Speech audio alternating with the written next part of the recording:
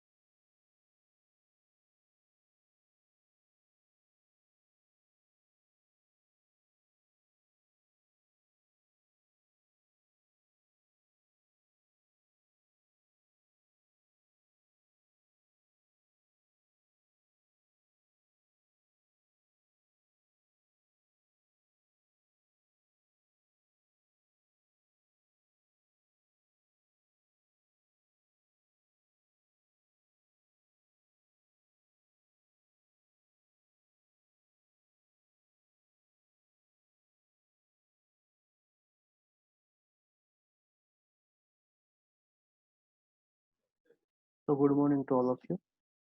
And in this lecture, we are going to discuss about the ratio test. Last lecture, we have deeply introduced the topic of the integral. Integral P series वगैरह हमने अच्छी तरह से देखा. We have shown the proof also. Proof also discussed in last lecture. Now we are going to discuss the ratio test.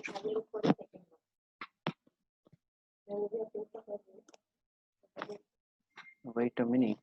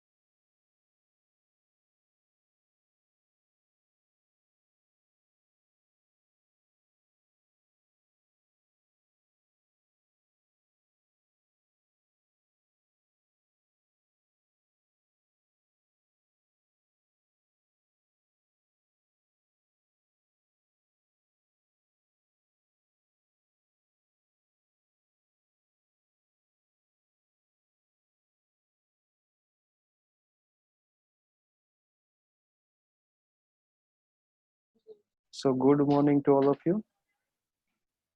So this one is ratio test. So you can see the name is ratio test, which mean यहाँ पर आपको word already ratio दे दिया है। हर एक चीज को मैंने पहले भी बोला है कि आपको याद उस तरीके से रखना है कि जितना कम से कम आप याद जितना कम से कम आप एफर्ट बिना एफर्ट का भी याद रख सको। जैसे कि रेशियो टेस्ट दिया है तो कुछ रेशियो से रिलेटेड बात है, इतना समझ में आना चाहिए कि कुछ ना कुछ रेशियो से रिलेटेड है। So if you want to discuss about the ratio test, so first of all we have series summation n bn is series and suppose that अब यहाँ पर आपको फोकस करना, यहाँ पर आपको फोकस करना है कि limit n tends to infinite n plus 1 divide by n is equal to rho. If rho is less than 1, then converges absolutely. If rho is greater than 1, then we can say diverges. And if rho is equal to 1, then inconclusive. There are three types, not types, we can say there are three result. हम ये बोल सकते हैं कि यहाँ पर कुछ तीन तरीके से कुछ रिजल्ट यहाँ पर डिस्कस हो रहा है।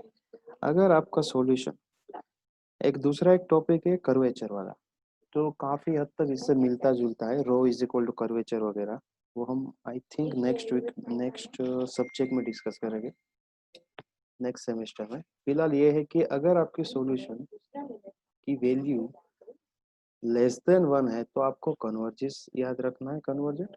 if more than 1 then divergent, and if rho is equal to 1 then can't say, you can say test is inconclusive. So ratio जो है उसको उस पे फोकस करना है। अगर हम एग्जांपल पे डिस्कस करें, सपोज दैट, बहुत इजी एग्जांपल, बहुत इजी, बस मैंने पहले भी बोला है कि इस चैप्टर में आपको लिमिट पे फोकस करना है, आपको सिर्फ और सिर्फ फोकस करना है लिमिट के ऊपर। अगर आपको लिमिट फाइंड करना आता है तो ये this chapter will be easy for you. लेकिन अगर आपको प्रॉब्लम है कि how to find the limit, अगर वहीं से आप अटक रहे हो तो कहीं ना कहीं ये प्रॉब्लम करेगा। सो यहाँ पर आपको दिया है n is equal to 0 to infinite, in function of n दिया है 2 raise to n plus 5 divide by 3 raise to n। So हमारा रेशियो टेस्ट किस तरह से यूज होगा? अगर आपको पावर में फंक्शन दी है तो आपके दिमाग में आना चाहिए कि रेशियो टेस्ट। सो पहले हमने ये फाइंड कर लिया a raise to n plus 1 divide by n। चलो n की जगह रख दिया n प्लस 1, n की जगह रख दिया n plus 1 and n is it is. यहाँ तक हुआ सबका?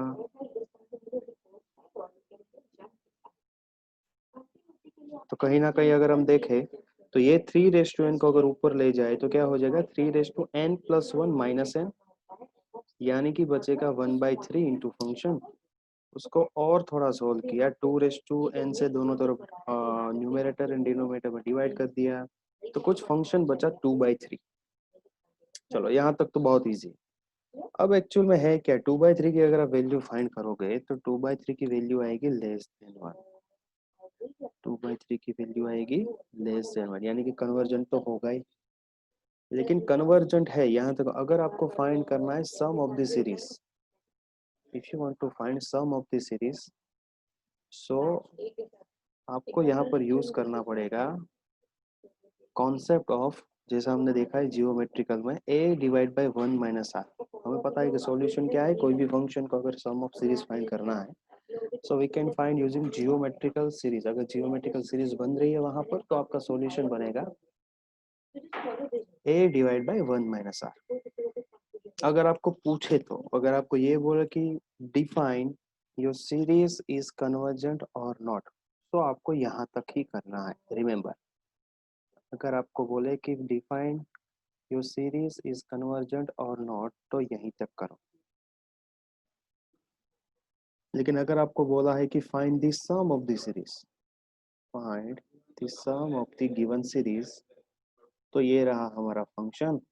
हमने दोनों तरफ से ऊपर की तरफ डिनोमिनेटर से अलग कर दिया, दोनों फंक्शन को अलग कर दिया, जियोमेट्रिकल सीरीज बना ली। पहले रखा n इज इक्वल टू 0, उसके बाद रखा n इज इक्वल टू 1, उसके बाद रखा n is equal to 2। So function बने गया, जियोमेट्रिकल हो गया। सॉल्यूशन क्या आएगा? सॉल्यूशन बनाएगा तो क्या आएगा? ए, आपके सीरीज में पहला टर्म जो होगा a divide by 1 minus r, ratio बनेगा 2/3। और यहाँ पर क्या बनेगा? इस सीरीज के अंदर क्या बनेगा? पहला टर्म बनेगा 5, क्योंकि n इज इक्वल टू 0 रखोगे तो पहला टर्म आएगा 5, दूसरा टर्म आएगा 5/3, तीसरा टर्म क्या आएगा? 5/3 स्क्वायर, यानी कि 1/3 के फॉर्म में। ध्यान से देखो, लोग यहाँ पर मिस्टेक कर देते। पहले सीरीज को बनाओ, सीरीज को बनाने के बाद सॉल्यूशन लिखो। जो यहाँ पर डिस्प्ले हो रहा है वो डायरेक्टली हो रहा है। ये एक स्टेप इसलिए कम दिया है कि आप लोग अपने हिसाब से सोचे। अब हमें पता चलेगा यहाँ पर बनेगा रेशियो 1/3, 1/3 स्क्वायर, 1/3 क्यूब, तो आर बनेगा 1/3। फंक्शन का सॉल्यूशन पता है, a divide by 1 minus r. Your final solution is 21 divide by 2। Final solution is 21 divide by 2। इस एग्जांपल को ध्यान से देखो, मैं 2 मिनट का वक्त दे रहा हूँ यहाँ पर। ध्यान से इस एग्जांपल को देखो।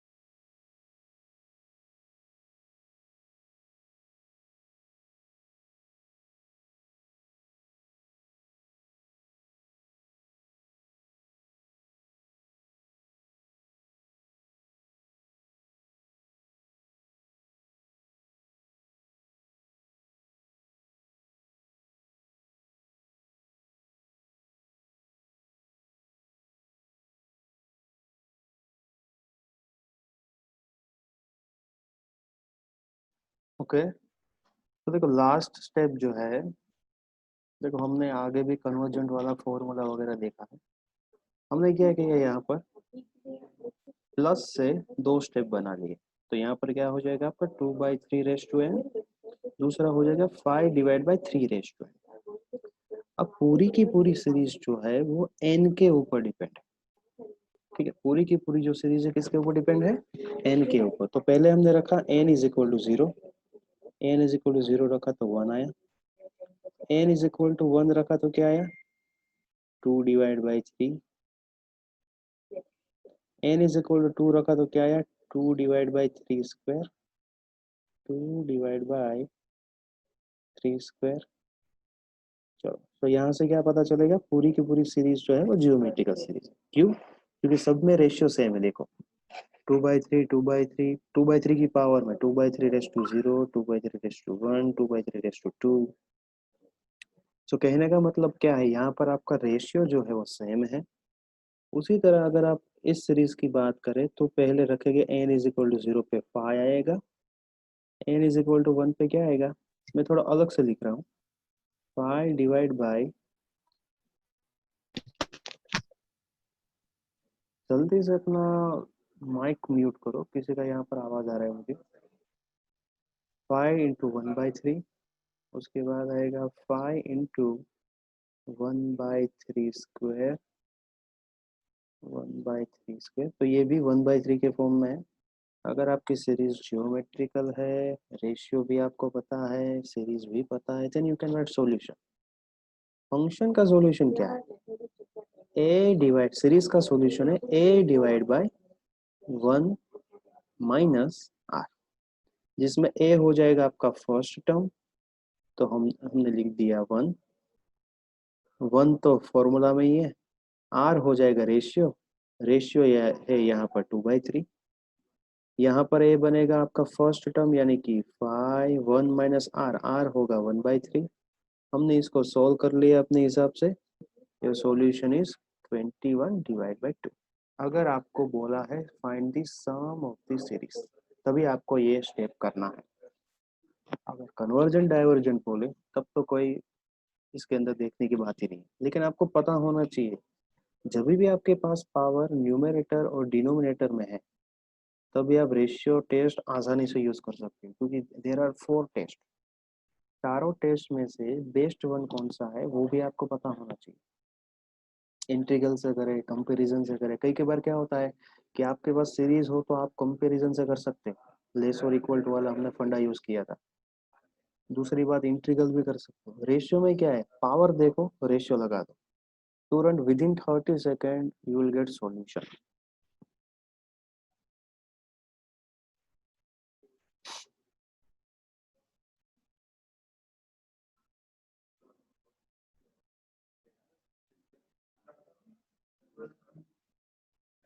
Okay, good. और मैथ्स में जितने आप स्टेप बढ़ाओगे उतना आपके लिए अच्छा है। कभी भी एक दो स्टेप लिख के सॉल्यूशन मत लिख दो, थोड़ा उसको एक्सप्लेन करो। एक्सप्लेन करने से क्या है कि मिस्टेक कम मिलेगी आपको। उसी तरह से ये सारे के सारे एग्जांपल है यहाँ पर रूट टेस्ट के, सेकंड एंड थर्ड। एक मिनट, ये नहीं, अपन तो रेशियो की बात कर रहे थे, रेशियो टेस्ट। सो राइट डाउन, अभी सिर्फ और सिर्फ ये एग्जांपल लिखो, अभी सॉल्व नहीं करना।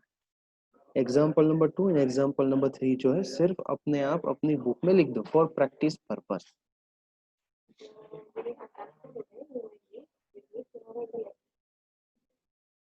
आई थिंक आज ये चैप्टर हमारा खत्म हो जाएगा, उसके बाद हम चैप्टर नंबर 3 डिस्कस करेंगे। One of the finest chapter is Taylor and Maclaurin series. बहुत ही अच्छा टॉपिक है। क्या है उसके अंदर, थोड़ा मैं अभी बता दे रहा हूँ। अगर आपको कोई nth टर्म पे nth डेरिवेटिव पे फाइंड करना है तो वहां पर आपको सॉल्यूशन मिलेगा। बहुत ही इंटरेस्टिंग है, उसको याद रखने की मेथड, उसका जियोमेट्रिकल इंटरप्रिटेशन, सब कुछ हम थर्ड चैप्टर में देखेंगे, Taylor and Maclaurin series.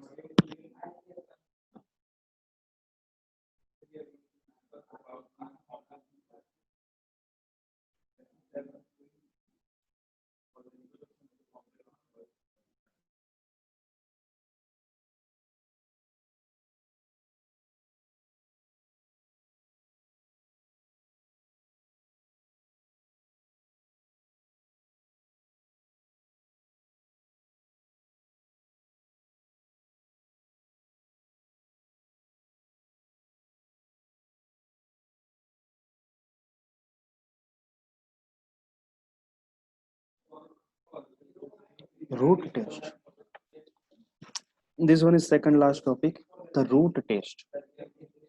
Root test कब यूज होगा? पहले तो रूट, देखो काफी लोग जो है, मैं यहाँ पर थोड़ा क्लियर कर रहा हूँ, आप जो इसको रूट बोलते हो ये रूट नहीं है, ये एक्चुअल में आपका स्क्वायर रूट है। रूट होना यानी कि सॉल्यूशन मिलना, जैसे कि हमने बोल दिया एक्स स्क्वायर प्लस 4x+4, तो x is equal to x+2 square, x is equal to -2 जो है वो रूट हुए, रूट यानी कि सॉल्यूशन।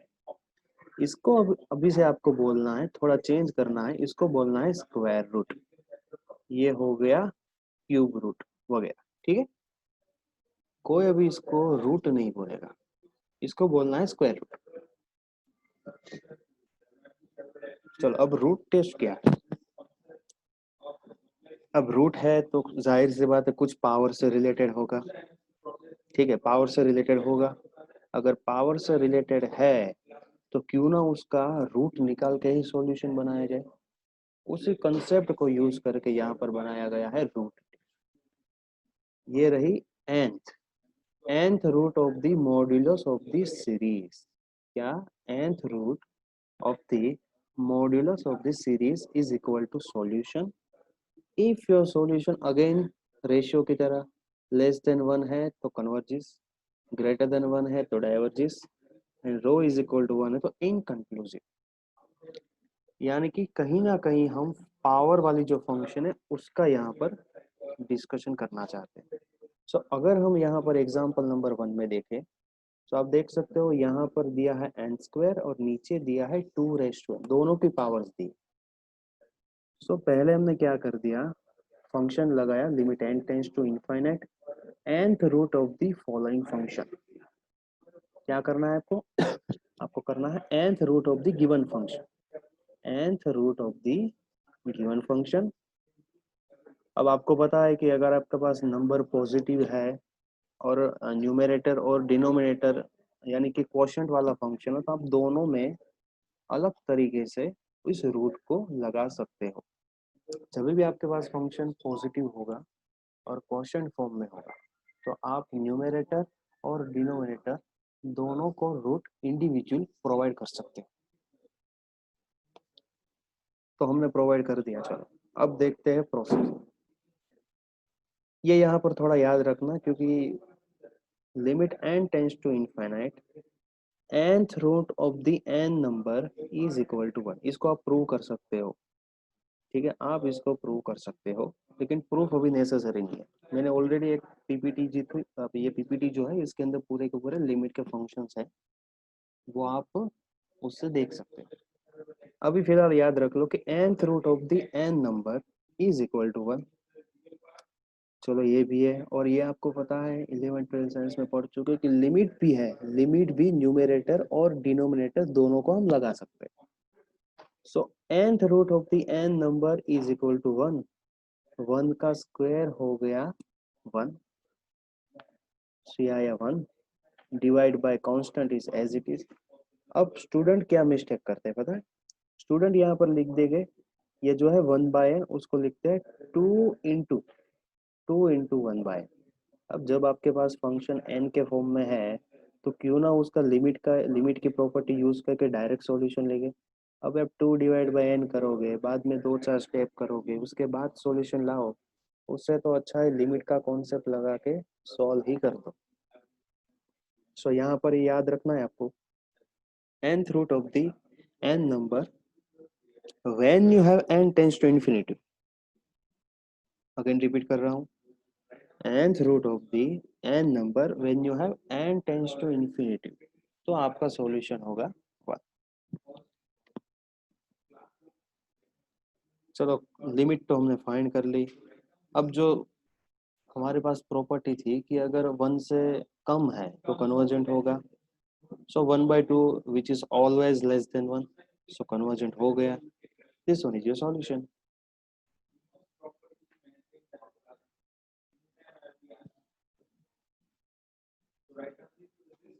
पहले इसको पढ़ो, पहले इसको पढ़ो रूट टेस्ट को, उसके बाद वापस से मैं आपको एग्जांपल दिखा रहा हूँ।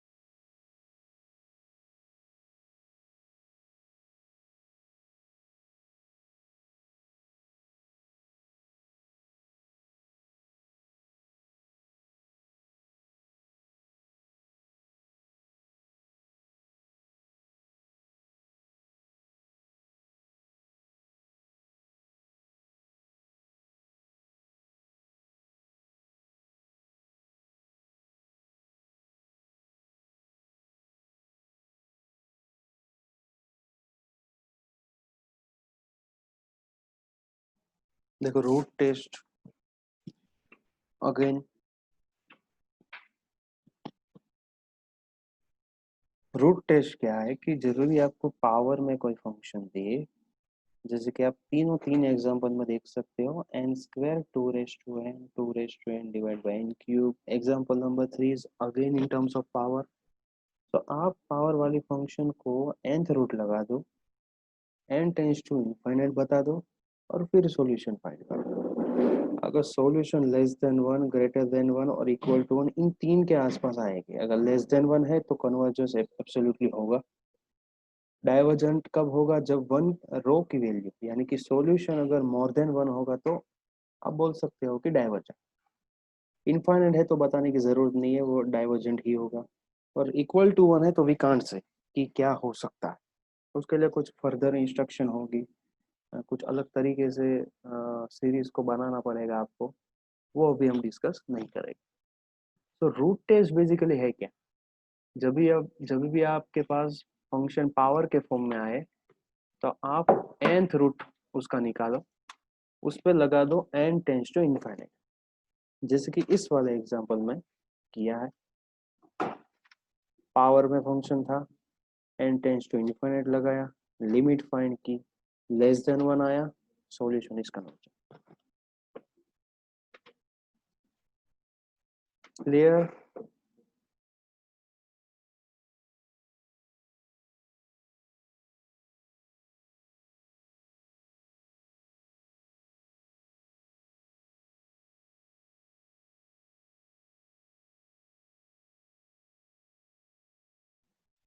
Okay good.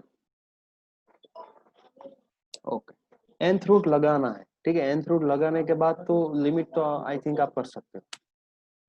अब थोड़ा आगे और आगे बढ़ते हैं, उससे पहले आप लोग ये दो एग्जांपल जो है उसको पहले नोट कर लो।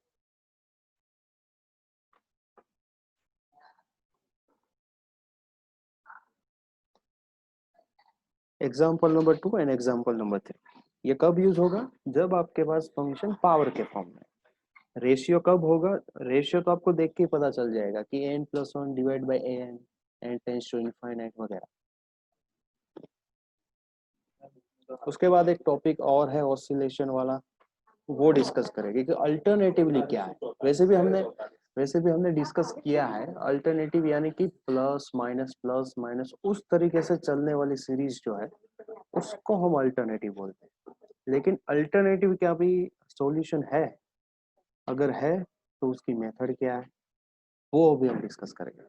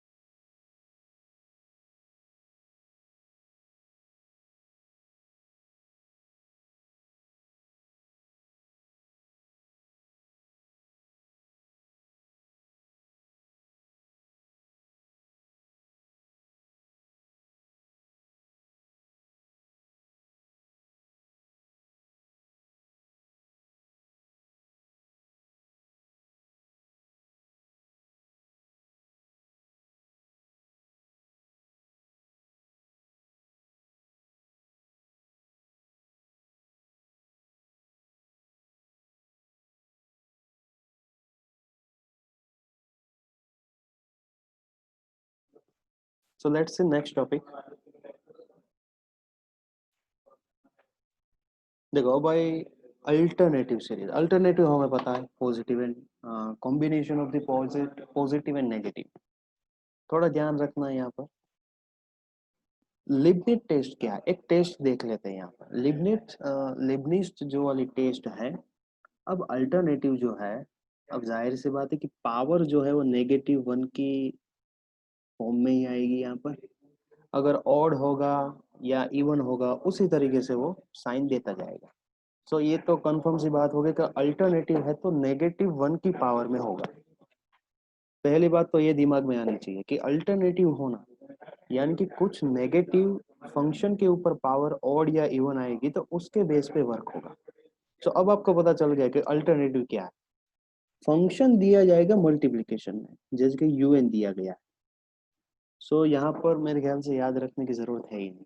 अल्टरनेटिव सीरीज यानी कि -1 की पावर में होगा और कोई फंक्शन दिया जाएगा। अब कन्वर्जेंट होने की यहाँ पर हम डिस्कस करें तो there are 2 points. Each term is numerically less than its preceding term and limit of n tends to infinite of the function. देखो यहाँ पर सिर्फ और सिर्फ un दिया गया है, यानी कि फंक्शन पे फोकस करो। Limit n tends to infinite un is equal to 0। अगर un 0 है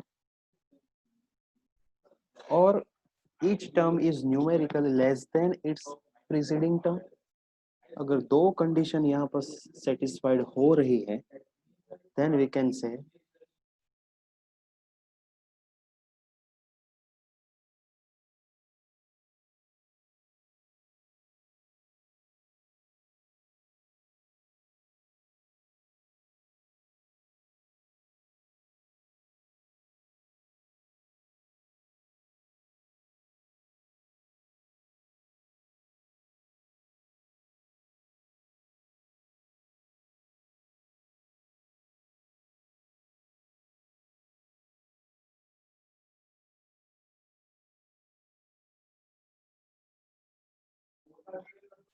wait a minute.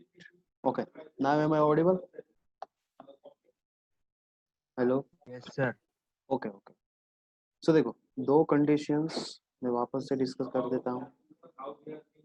Alternative series यानी कि इतना पता होना चाहिए कि -1 की पावर में आएगा, तभी तो हम अल्टरनेट कर सकते हैं। अगर आप 1 पुट करोगे तो यहाँ पर हो जाएगा इवन नंबर, अगर 2 पुट करोगे तो हो जाएगा वहां पर ऑड नंबर। तो प्लस माइनस यानी कि अल्टरनेट वहीं पे हो गया। Function is always greater than 0। Preceding term यानी कि जो आपकी प्रीवियस टर्म जो है वो अपनी नेक्स्ट टर्म से ग्रेटर होनी चाहिए। Each term is numerically less than its preceding term, यानी कि जो पहले वाली टर्म जैसे कि डिक्रीजिंग 3 2 1 0 -1 -2 -3 वगैरह, फंक्शन का सॉल्यूशन 0 होना चाहिए। अगर 0 नहीं हुआ तो उसे बोला जाएगा ऑसिलेटिंग सीरीज। तो उसे बोला जाएगा ऑसिलेटिंग सीरीज। ध्यान से सुनो, अल्टरनेटिव सीरीज के अंदर फंक्शन का सॉल्यूशन 0 है तभी उसे अल्टरनेटिव सीरीज बोलेंगे, कन्वर्जेंट बोलेंगे। लेकिन अगर 0 नहीं हो रहा है तो उस सीरीज को ही बोला जाता है oscillating series. Let's see one example. मैं वापस से थियरी उसके बेस पे डिस्कस करूँ। सो यहाँ पर आपको क्लियरली बोला है कि इज ऑसिलेटरी। सो यानी कि फंक्शन जो है वो फंक्शन हमारा 0 नहीं होना चाहिए। Limit of the function is not is equal to 0। So पहले पता होना चाहिए कि फंक्शन है कौन सा। तो हमने जो डिस्कस किया था वही -1 के सिवा जो भी है वो हो जाएगा हमारा un। यहाँ तक हुआ। फाइंड करें लिमिट। पहले चेक करें कि आगे वाली टर्म जो है वो पिछले वाली टर्म जो है, पिछले वाली टर्म वो आगे वाले से ज्यादा है कि नहीं, यानी कि un+1 माइनस un। अगर वो हमारी लेस देन 0 आए तो हम बोल सकते हैं कि previous term is greater than next term. ठीक है, previous term is greater than next term.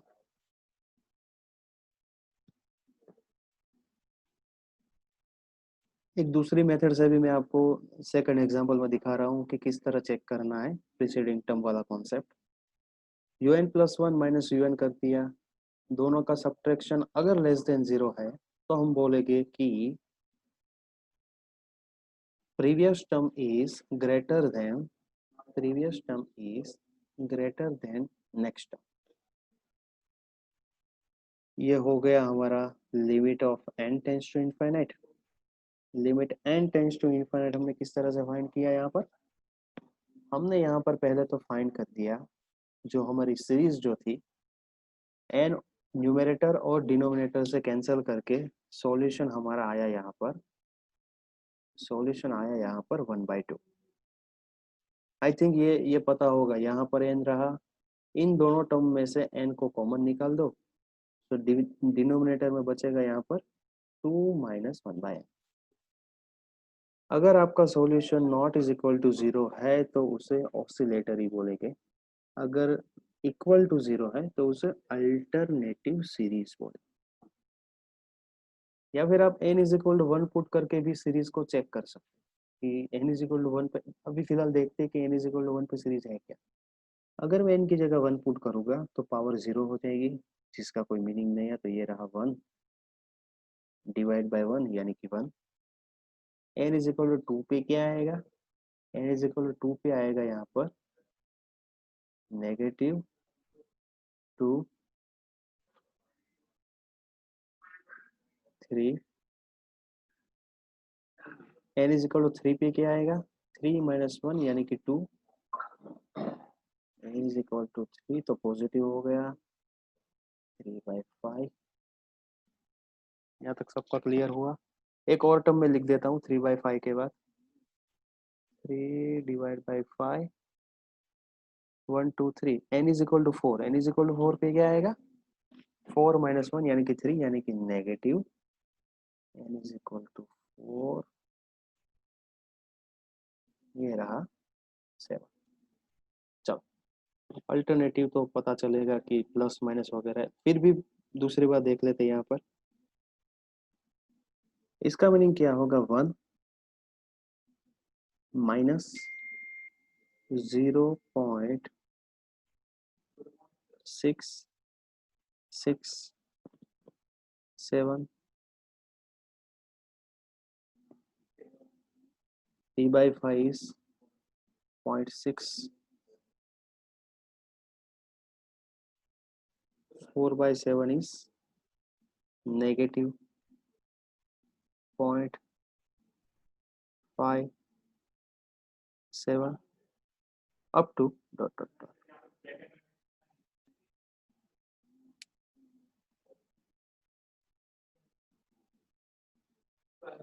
चलो यहाँ तक सीरीज हमारी कंप्लीट हुई।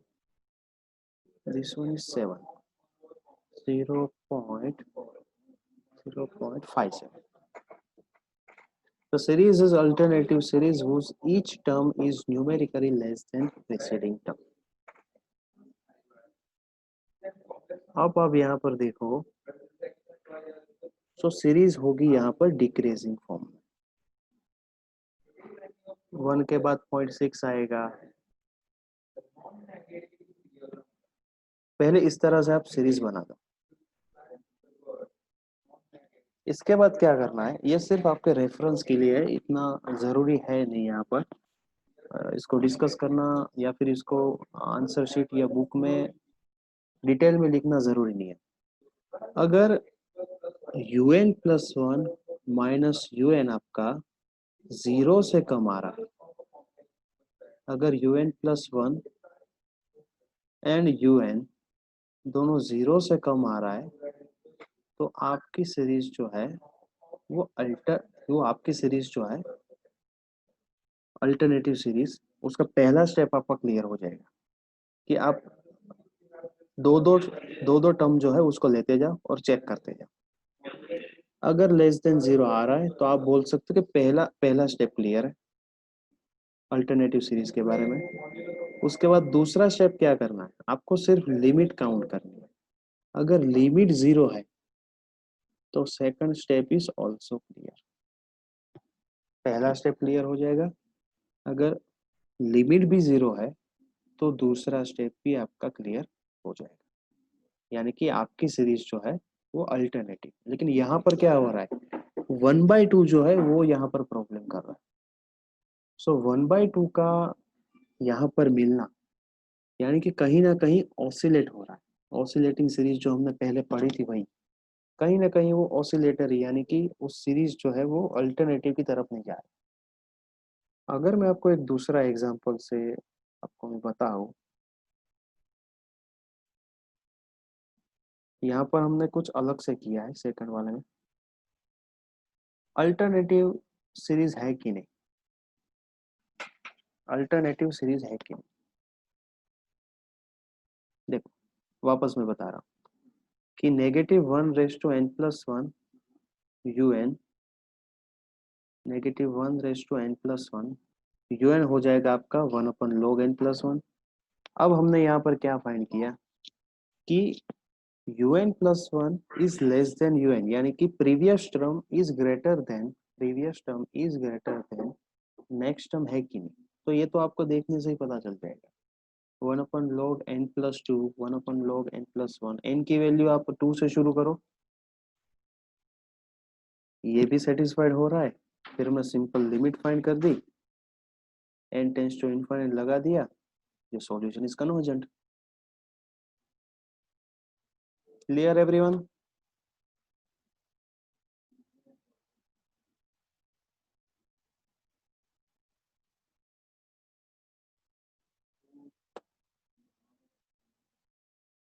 ओके, अब यहाँ पर क्या होगा, सिर्फ फॉर नॉलेज पर्पज,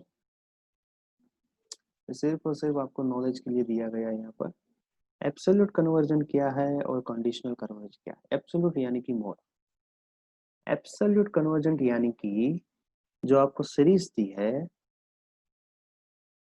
अगर ये series, if your series is converges when your function is in modulus, then your series is convergent। ये एब्सोल्युटली कब होगा, जब आपका ये मोड जो है, फंक्शन का मोड, फंक्शन का मोड अगर वो कन्वर्जेंट हो रहा है तो सीरीज तो कन्वर्जेंट होगी।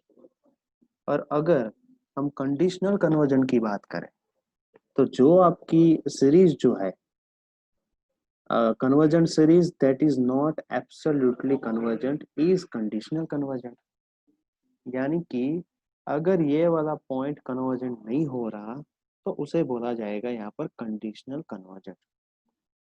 अगर मॉड्यूलस कन्वर्जेंट है तो सीरीज कन्वर्जेंट होगी, लेकिन अगर मॉड्यूलस कन्वर्जेंट नहीं है तो कुछ ना कुछ कंडीशन, कंडीशन होना, रिस्ट्रिक्शन होना, उसे बोलते हैं कंडीशनल कन्वर्जेंट।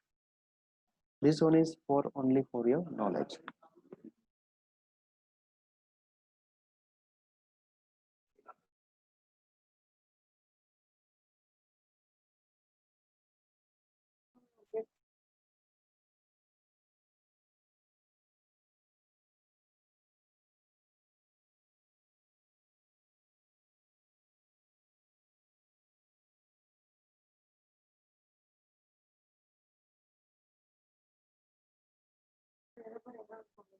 सो एक देखो यहाँ पर एक एग्जांपल जो है अभी नहीं हो पाएगा,